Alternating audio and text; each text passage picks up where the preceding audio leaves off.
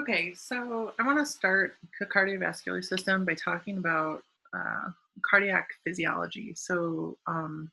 Cardiac cells, the excitation, nervous system regulation, and then go over EKGs with you guys.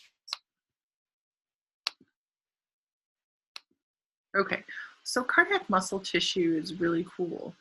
You can take the heart out of the chest and it'll continue beating as long as it has nutrients and oxygen. And so these cardiac muscle is different from skeletal muscle in by way that it is automatic. So it contracts without nervous input. So your brain doesn't tell your heart to contract, it just alters the force and rate of contraction. How does it contract?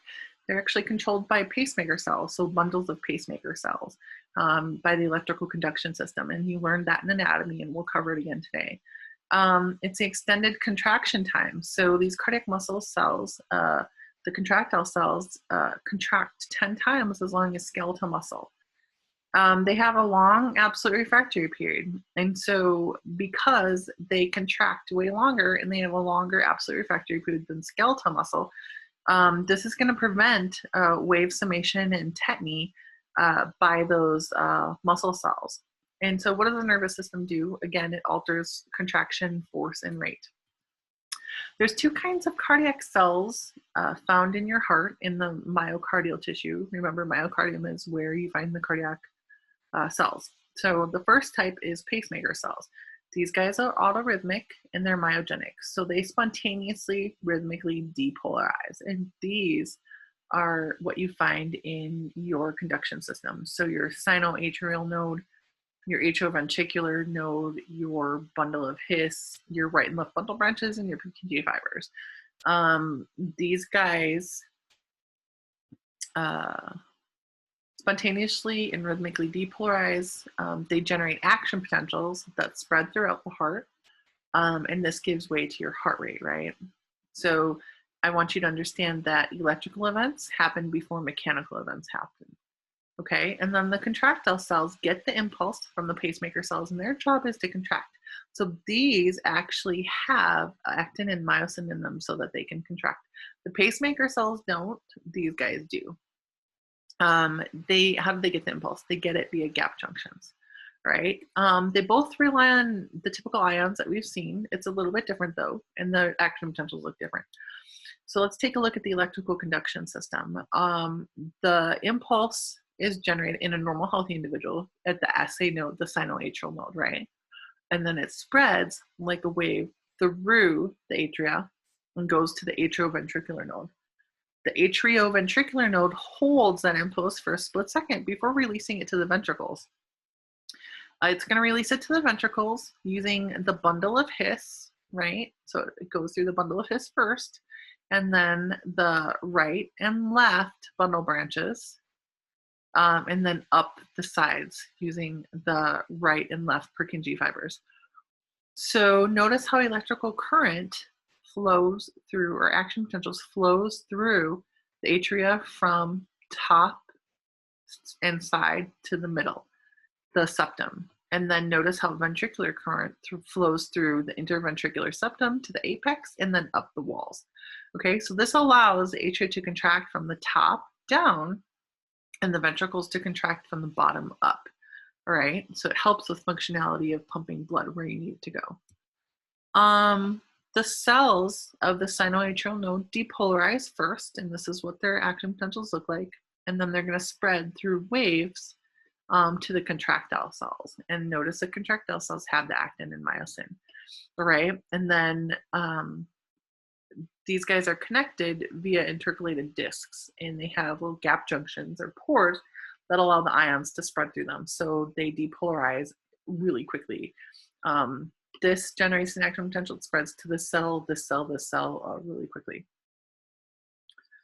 Right, let's take a look at the pacemaker action potential. So what do I want you to know for this? First of all, you don't have to get into the voltage. I want you to appreciate that resting membrane potential is around -60 compared to -70 for nerve and skeletal muscle. But take a look at the pacemaker action potential. So you see this slow rise of depolarization, and then threshold is hit and you produce an action potential, right? Slow rise of depolarization, action potential. What are these ions? What does this do to? So if you look at phase 4, it says first it's sodium coming in using these ion channels, and then calcium coming in using transient calcium ion channels, and then long calcium ion channels. So this first part of depolarization is sodium coming in, right? And then calcium comes in to bring it to threshold. And then what brings it to the peak of the action potential? It's actually calcium. And so they're the long calcium channels. So, and draw these out, you guys, just like you did with nervous system. So sodium in, then calcium in to threshold, and then calcium rushes in, producing the depolarization of the action potential, and then potassium brings it back down. You don't have to worry about phase 0, 1, 2, 3, and 4 for these guys. Take a look at the contractile cells. So these contractile cells are sitting really low. They're actually at -96. If this was a normal nervous or skeletal muscle cell, it would be way past potassium's threshold, or excuse me, equilibrium potential, and it wouldn't produce a charge. But because it's cardiac cells, the ions are held in different concentrations, and so resting for these contractile cells are actually at 96 millivolts. So they don't get excited really easily. They're really low. As soon as sodium rushes in from the pacemaker cells, bam, depolarize, okay? They're sitting at resting membrane potential. You don't hit threshold, you just go straight through and produce an action potential. So this is sodium rushing in, so depolarization is sodium. And then what is repolarization? Repolarization is potassium throughout this whole thing. So potassium is rushing out throughout this whole thing, right? But look at number 2. This is a plateau. How do we get this plateau in here? The plateau is because calcium is coming in as potassium is leaving. So potassium leaving, potassium leaving, potassium leaving, calcium coming in as potassium is leaving. And so this is going to create a plateau, or it's sort of a, it keeps inside of the cell depolarized longer. This allows you to get calcium into the cell from extracellularly, or interstitial fluid, right? So that the calcium can contract those, so that calcium is available for myosin to contract or to bind to actin, right? Also, this is going to make sure that you have a really long absolute refractory period so that you can't get another action potential, right? Take a look at refractory period in skeletal muscle. So here is absolute refractory period for skeletal muscle, really short. The skeletal muscle is contracting way past that and relaxing way past that. So if you produce another action potential, you're going to get an additive effect, right? You're going to produce a stronger force of contraction. We don't want a stronger force of contraction by way of summation or tetany for cardiac muscle. And so how do we make sure that we don't get a continuous long-term contraction? We make the absolute refractory period really long by having calcium come in. So this is a contractile cell, and look at how long this absolute refractory period is. The myocardium cells have time to contract and almost fully relax before you can get another action potential. This makes sure that these guys don't sum or produce tetany, that the current is going where it needs to go, like the action potential is flowing through the heart the way that it needs to go to get that heart to contract and relax fully before you get another action potential. Here's overlay of the contractile cells, the autorhythmic cells, excuse me, and the contractile cells. So red is autorhythmic, purple is contraction. Take a look at the autorhythmic cells. Notice how they don't sit at resting. So they have this slow leak to threshold, and then they depolarize, produce an action potential, and they just keep repeating it. So they're not sitting there on standby mode. They're continuously, slowly, rhythmically producing action potentials. For the contractile cells, they're sitting really low. They're sitting there at resting membrane potential. They get the ions from the contractile cells. They produce an action potential. And contract and relax. Pacemaker cells are slow to depolarize. They're autorhythmic, right? Contractile cells have a really long absolute refractory period. Both of these make sure the heart works as an effective pump. You want that heart to depolarize, get excited, contract, and then relax before it can contract again, because you want blood to be pumping out to the body, and the heart has to be at rest for a certain amount of time to get blood to flow, or to get the heart to fill with blood. Okay.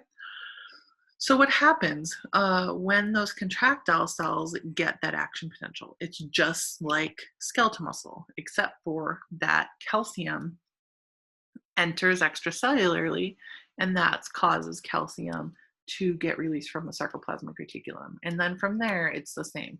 So the calcium moves the troponin, or binds to troponin, moves the tropomyosin out of the way, so that the myosin head can bind to the actin, and then you get contraction. How does relaxation occur? Calcium gets pulled back into the sarcoplasmic reticulum and kicked out into the extracellular fluid, and then relaxation occurs. So the heart is going to spontaneously, rhythmically depolarize and contract and relax on its own, as long as it has enough nutrients and ions and gas to do so. So how do we regulate it? It's innervated by your autonomic nervous system at the sinoatrial node, atrioventricular node, and the ventricles. Go back to your nervous system notes. So, because I want you to draw this out. So sympathetic nervous system binds to alpha and beta adrenergic receptors, right? Sympathetic nervous system is going to release norepi and epi, and that's going to increase depolarization of pacemaker cells, right? So the sympathetic nervous system is going to excite the heart, so that is going to increase heart rate and stroke volume.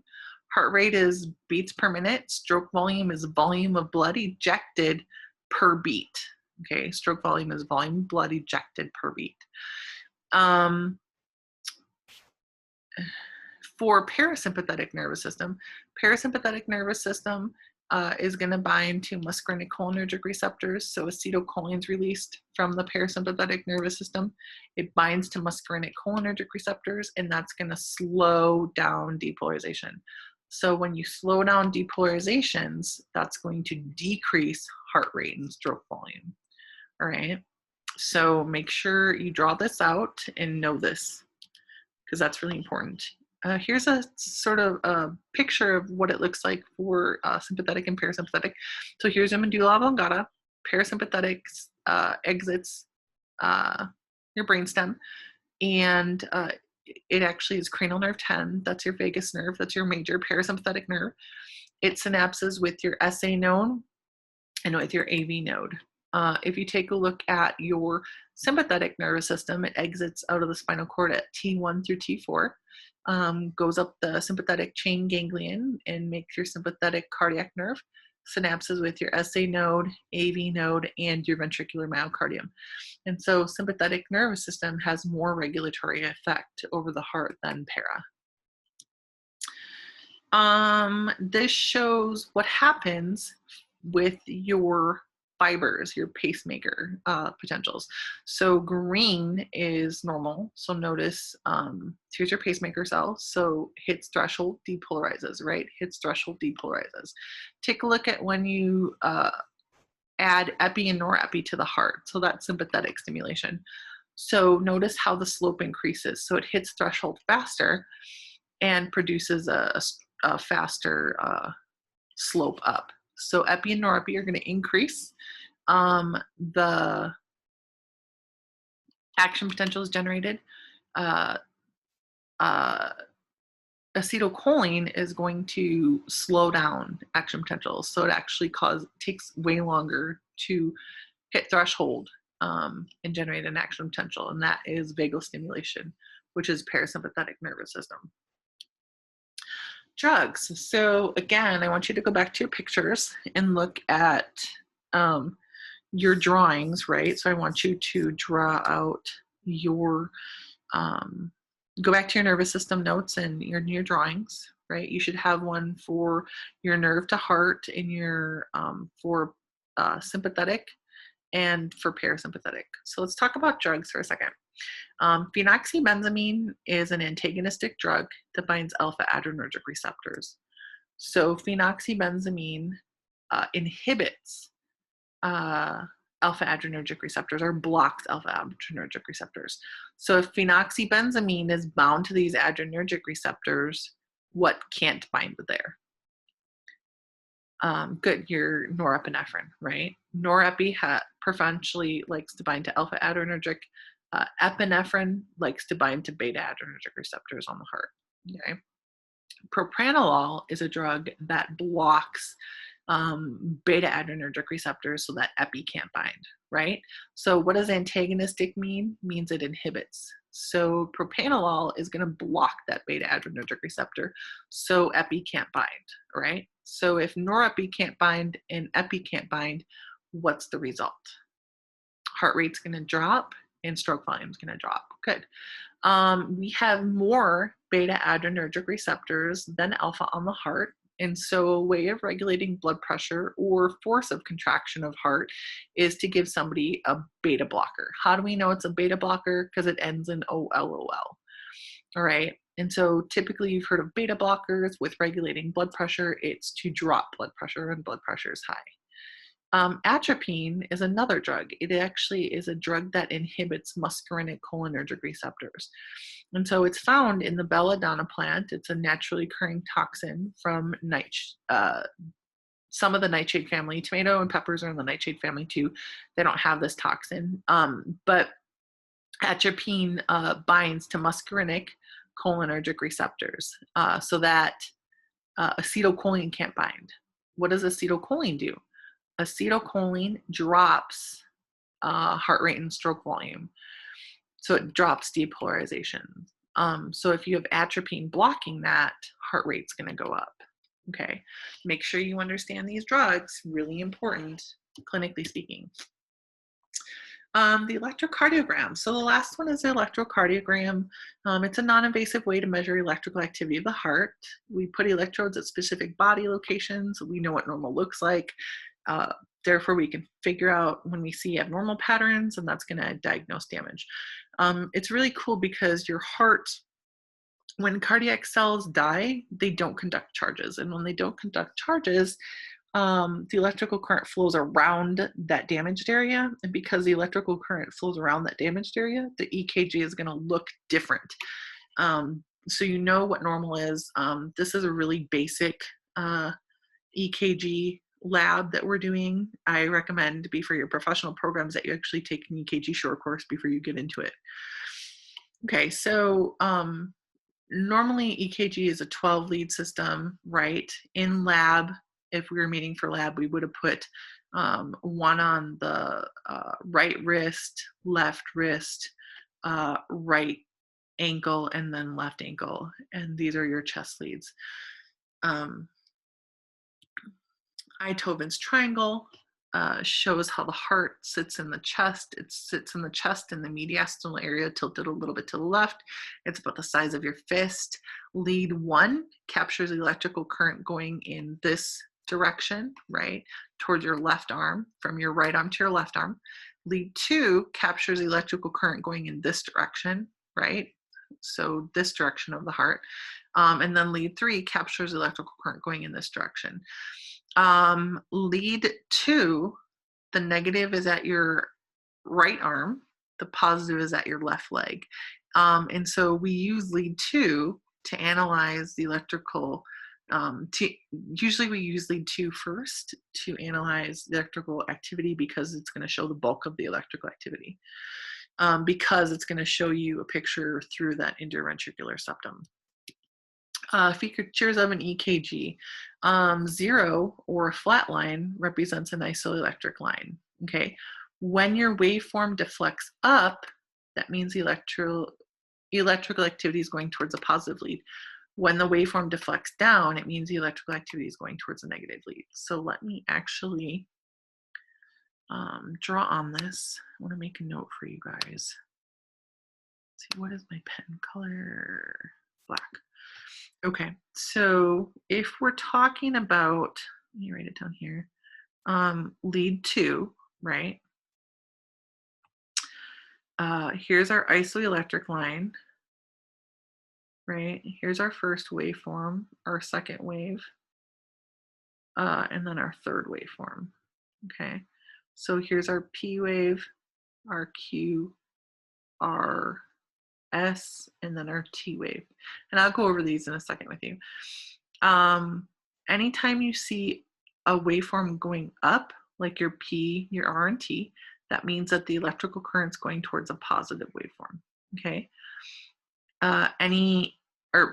Towards a positive lead. Anytime you see a negative deflection, like your Q and S, that means the electrical current's flowing towards the negative lead. If we're talking about lead 2, where's your positive? Your positive is at your left leg. If we're talking about lead 2, where is your negative? Go back and look at the pictures. It's at your right arm, okay? Whoops. And so your P wave, that shows the electrical current going towards the left leg, R towards the left leg, T towards the left leg, Q and S towards the right arm. Okay, so an electrocardiogram, the P wave shows, let's see, atrial, let's do blue. The P wave, I want you to know the basics for lecture and lab. So your P wave shows the atria depolarizing. So P wave is start of P to end of P. This shows your atria depolarizing, right? Your QRS shows your ventricles depolarizing. So right here, QRS shows ventricles depolarizing. And then your T wave from here to here shows your ventricles repolarizing, right? So P wave shows what? Atria depolarizing. QRS shows what? Good, ventricles depolarizing, and T wave shows ventricles repolarizing. If electrical cells depolarize, they need to repolarize. So what are we missing? We're actually missing the atrial repolarization. Why are we missing it? It occurs during the same time as a QRS. We don't see it because the atria are so small compared to the ventricles. The ventricles are so massive that their electrical events overshadow the atria. Another thing that I want to tell you is before the atria depolarize, what starts depolarizing? Okay, so we have SA node depolarizes for a split second, and there's no movement of that action potential, so we don't see anything on the EKG. Then it's the atria depolarizing. Then the AV node, and there's not much room here, sorry, AV node, and then the ventricles depolarize. This is actually the,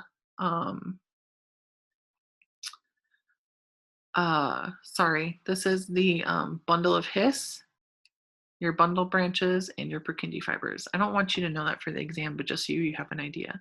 And then this is your ventricles repolarizing. So this whole time period, you had to actually label, label your EKG. So some of the things that I want you to label, or what I want you to label first on your resting, and you can do it on your post exercise so that you have experience labeling them. I want you to label your P wave. So your P wave is start, where the P wave starts going up to where it comes back down to baseline. So that's your P wave. Your QRS is start of Q to end of S. I know it's kind of hard to do this, sorry. And then your T wave is start of T to end of T when it comes back down to baseline. Your PR interval. PR interval is start of P, right? So start of P to start of Q. Why do we call it PR? Because usually you can't see the Q, and so it's PR. This is your PR interval. And then the whole thing from the start of P to the end of T is your PT interval. Why do we call it an interval? Because it has waveforms in the calculation. If there are no waveforms in the calculation, we call it segment. If there are waveforms, it's interval. PT interval actually is when your heart's contracting, so it's systole. Your T to P segment, so this would be your TP segment, this is diastole. What does diastole stand for? It's when your heart is at rest, right? Good. So it's when your heart's at rest. So, and I want you to be aware of that the EKG shows electrical events only, so it's not going to show mechanical contractions, but we can assume that systole is from, or contraction of atrium ventricles are from P to T, and then the atrium ventricles are relaxing from T to P, okay? And this is the second waveform. Notice that this takes 800 milliseconds. So if you look at the EKGs, contraction should take about 0.4 seconds or 400 milliseconds. And then at rest should be about 0.4. When we start exercising, we have to increase the action potentials per minute. How do we increase that? We actually shorten diastole. So we shorten the time that the heart's at rest. So you'll notice if you look at your after exercise or your post-exercise EKG, that systole is relatively the same amount of time because, again, you're generating action potential. It's going through your conduction system, but diastole shortens the amount of time at rest. Okay, so I want you to take a look at this and correlate the EKG with the electrical flow through the heart. It's a really, really basic animation, but it's a really good animation. So right before the P wave starts, that's the SA node depolarizing. So SA node depolarizes right about in this area, okay? Then the P wave is the atria depolarizing. Whoops. The PR interval shows the AV node through, or sorry, the SA node through the AV node. So this shows SA node through AV node. The AV node actually holds the impulse for a split second before it releases it to the ventricles. The QRS is your ventricles depolarizing, right? And then your T wave is a ventricle repolarization.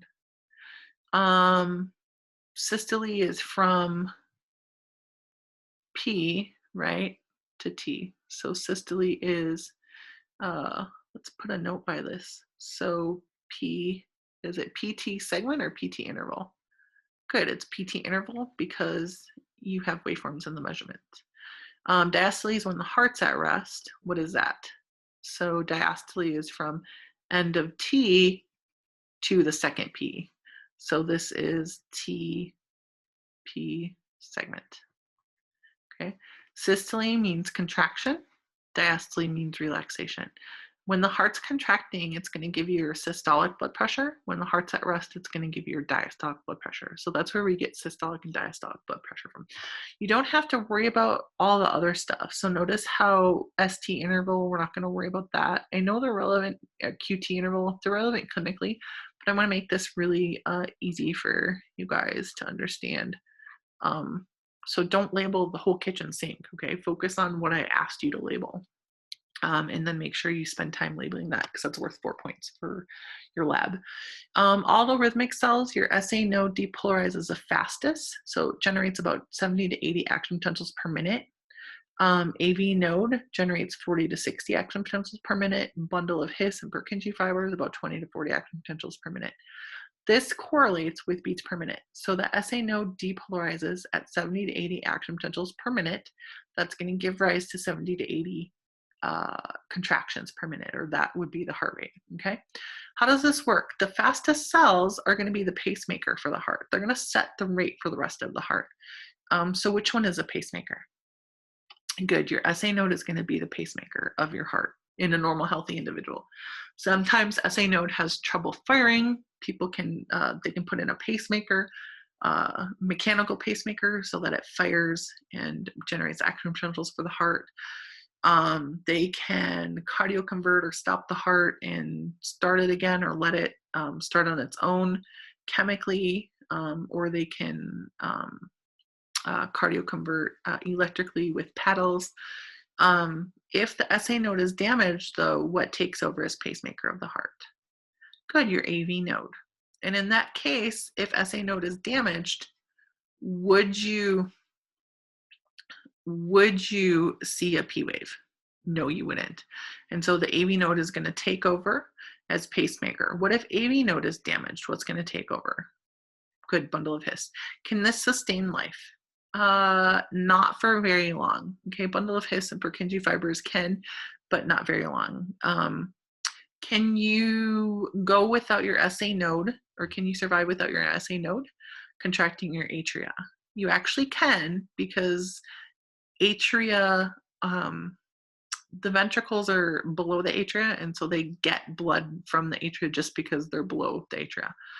And the ventricles are ones that contract and pump blood to the body. So you can survive without the atria contracting, but you can't survive without the ventricles contracting.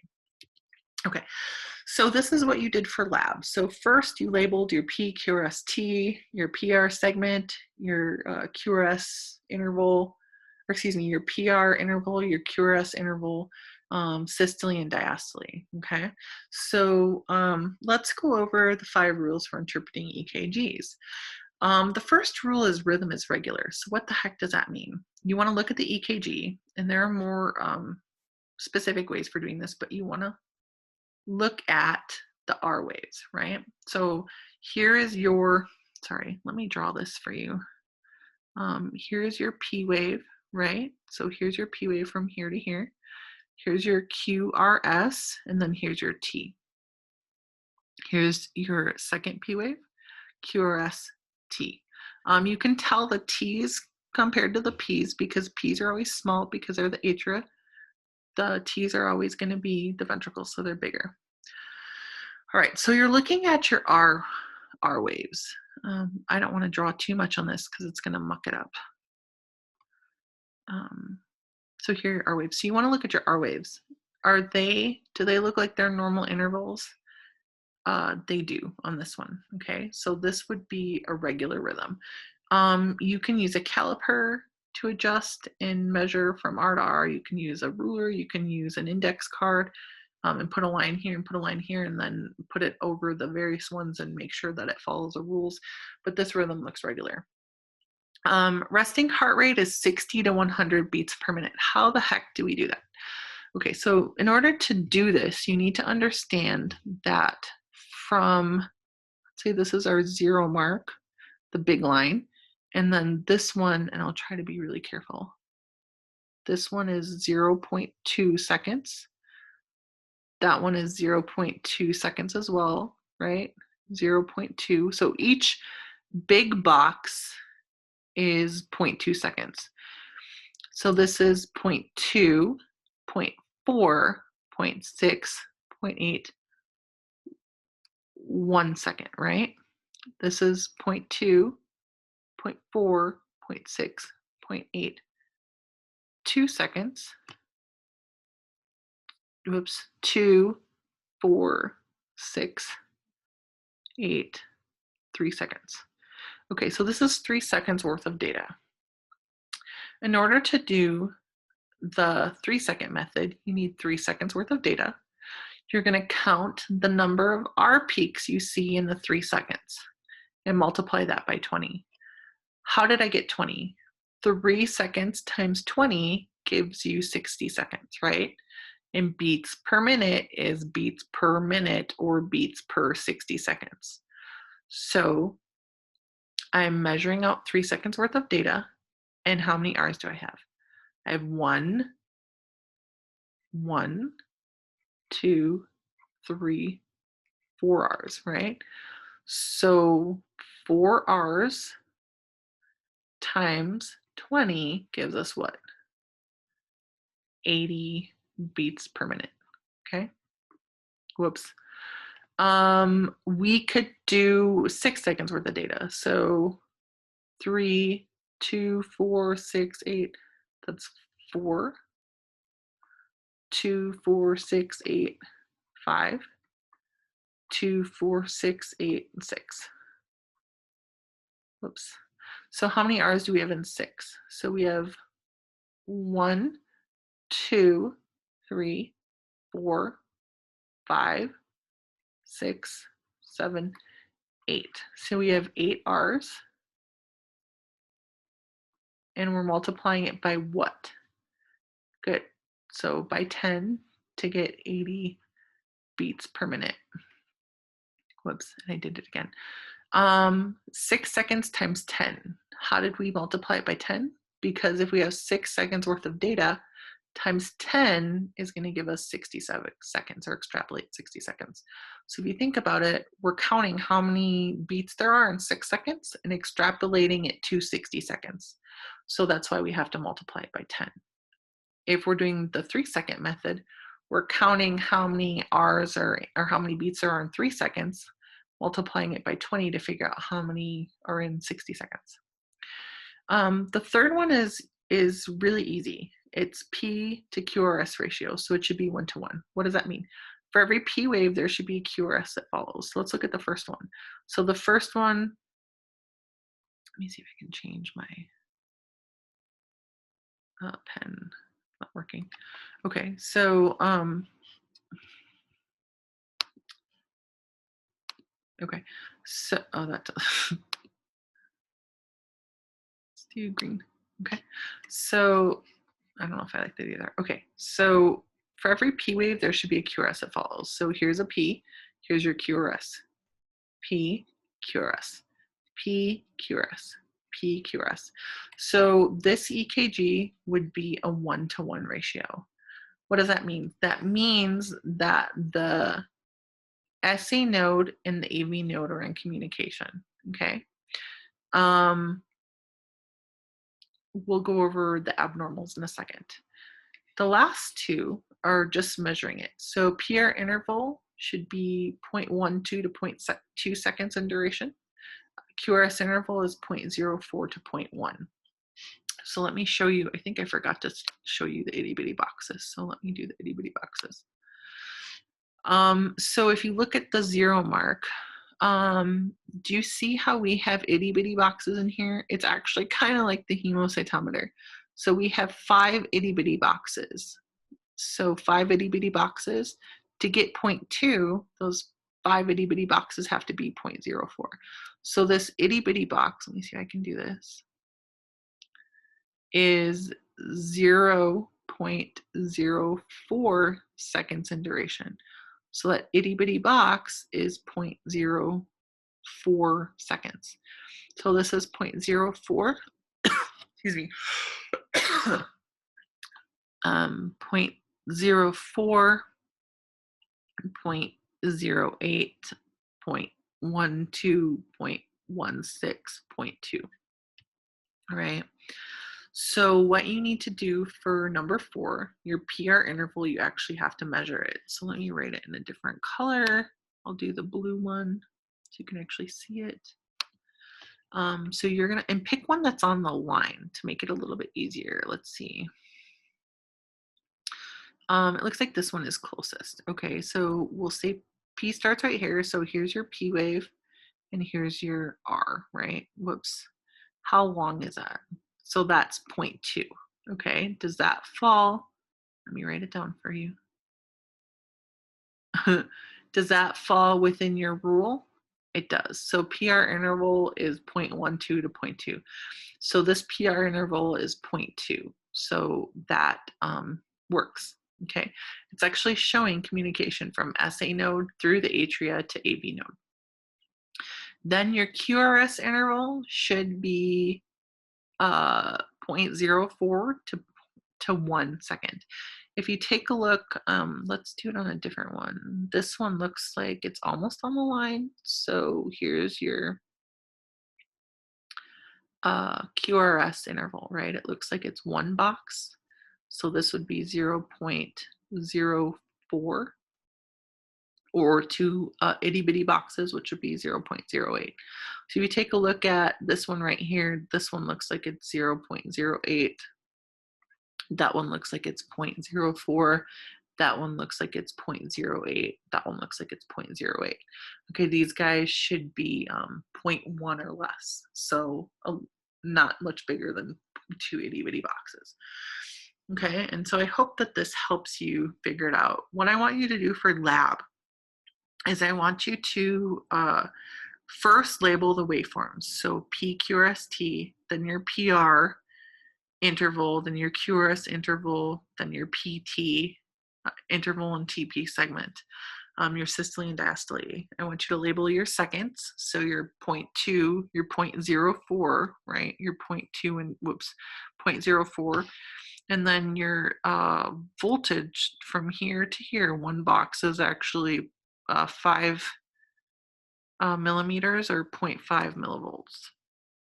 Label that all first for your resting and your post exercise. And then I want you to go through and I want you to fill in the chart. So I actually want you to measure the duration or the time that each one of these takes. And so I recommend you printing these out and labeling them. If you have a printer at home, or you can draw on the pictures in lab and save them that way, so that you can understand how to do this. You will see these again. So you will have EKG strips to identify for lab. For lecture, I want you to understand the rules, understand what your P wave, QRS, T, systole, and diastole are. Again, look at your review sheet, right, for this exam so that you know what you should be studying. Let's look at some abnormals. Okay. I am not going to go crazy with abnormals, but just so you see a little bit. So the top one is normal sinus rhythm. So this is a normal sinus rhythm. So it's generated SA node depolarizes the atria, AV node depolarizes the ventricles, and then the T wave, and then that rest, and then contraction, relaxation, right? Contraction, relaxation. Here's tachycardia, and so this is with an inverted T wave. Look at your EKG. Your resting is normal sinus rhythm. Exercise is tachycardia. It's not abnormally fast. It's what you would expect with exercise. And then bradycardia is slow. Okay. First degree heart block. First degree heart block means that it's not as severe. It's the least severe out of the heart blocks. It means that all the atrial impulses are conducted to the ventricles, but there's a slowed conduction through the AV node. So because the AV node is slightly damaged, impulses are still getting through. They're just not getting through as fast as they normally would. So your PR interval is greater than 0.2. It's taking longer to get through there, so PR is greater than 0.2. Here's normal, right? So here's your SA node through the atria, AV node, ventricles. Take a look at somebody who has a first degree heart block. So here's your P wave, and then look at how long it takes to get through that AV node. The impulse is still getting through that AV node. It's still depolarizing the ventricles, but it's taking way longer than 0.2. Remember, one box is 0.2, and so this is taking about 0.3 seconds to get through. So that's a first degree heart block. Second degree heart block is a little bit more severe. Some of those impulses are getting through to the AV node, but some of them aren't. Because that AV node is more damaged, you lose that one-to-one relationship between the P and QRS. Okay, and you lose that one-to-one relationship between the atria and ventricle contraction. So look at letter A. Here's your P wave, and then your QRST. P wave, QRST. Do you see how this is within your PR interval is within 0.2, but look at how it gets longer. So it's taking longer to get through that AV node. There's damage there. And so here's your P, here's your QRS, here's your P, here's your QRS. These are abnormally long. And then take a look. Here's your P wave. Did it go through the AV node to depolarize the QRS? It didn't. And so that shows that that AV node is more severely damaged. And then here's your P, QRS, P, and it's getting longer. And then here's your P wave, no QRS. And so you're losing that one-to-one relationship. So you should see one P wave and then a QRS should follow it. One P wave and then a QRS should follow it. With a second degree heart block, you don't always see a QRS right after that. Third degree heart block is where that AV node is completely damaged. So you've lost conduction through that AV node. So the SA node is depolarizing the atria, and then the bundle of His is depolarizing the ventricles. And so what you see is, notice how that P wave is faster, and then the QRS is depolarizing slower, and it's depolarizing independently of the atria. So atrial and ventricle contractions are independent of one another. And this is really dangerous because if they're not coordinated, it's not pumping blood effectively, and there's mixing of blood, and that could ultimately cause blood clots to form because it's not normal laminar flow. Abnormal pacemakers, ectopic pacemakers. Sometimes your heart throws random action potentials or irregular rhythms. Irritable cells produce random action potentials. These can generate a high rate of action potential. They're really dangerous because they bypass your normal conduction system, and they can actually disrupt or stop ventricular contractions so that the ventricles quiver. Let me give you an example. Let's say you've had the flu and you're severely dehydrated. Your ion balance is off, and so your cardiac cells are irritable, and they can randomly generate action potentials. You see this with cardiac arrest. So sometimes you hear of high school football players collapsing because their heart, they went to cardiac arrest. This can happen. This can cause cardiac arrest, right? So you want to be careful, make sure that your athletes, or if you're doing, a marathon, that you're exercising effectively, that you've cardiovascularly trained yourself, that you are not dehydrated, that you have enough ions in your plasma, your calcium, your magnesium, potassium, sodium, so that you're not, the likelihood of producing an ectopic pacemaker is unlikely, so that your heart doesn't stop. What ends up happening with cardiac arrest is the heart quivers, and it affects ventricular contractions. And so when the ventricles are quivering and those cells are spontaneously non-rhythmically depolarizing, you're not getting a contraction. And so what ends up happening is you need an AED device really close so that you can shock the heart, so you stop the heart, and then you allow the SA node to start taking over as pacemaker. And so you can either chemically cardioconvert or you can electrically cardioconvert with paddles. That's why AED devices are so important in areas of work, schools, where they're having sporting events, because you only have a couple of minutes to shock that heart and hopefully allow it to take over normal sinus rhythm. Okay, this is atrial fibrillation. So this bottom one shows atrial fibrillation. Irregular fibrillation, or waves between heartbeats. Rhythm is irregular and erratic. They'll try to control this with an alpha blocker, like let's say verapamil, or something that's going to regulate this. They can cardioconvert it, so you can go in, they'll put you to sleep, they'll electrically shock your heart so it stops, and then try to get it back into normal sinus rhythm. This is, your heart feels like it's fluttering in your chest, but it is not a life ender usually. In the case of ventricle fibrillation is really dangerous because the ventricles, you've lost that coordination of electrical activity of that heart, of those ventricles. When those ventricles flutter, you're not getting any blood kicked out to the body. And so death can ensue within minutes, right? So you need to get on that. Okay, so I hope that this made the EKGs a little bit clearer. I have office hours this week, so contact me, send me an email, let me know. I know that they are complicated. Spend some time on the lab. I know the lab's taking some time, but again, we're getting into regulatory processes, and we're looking at whole body systems, and we're regulating homeostasis. So this is where the material gets a little bit more complicated. But I'm here for you, and I will see you soon. Thanks.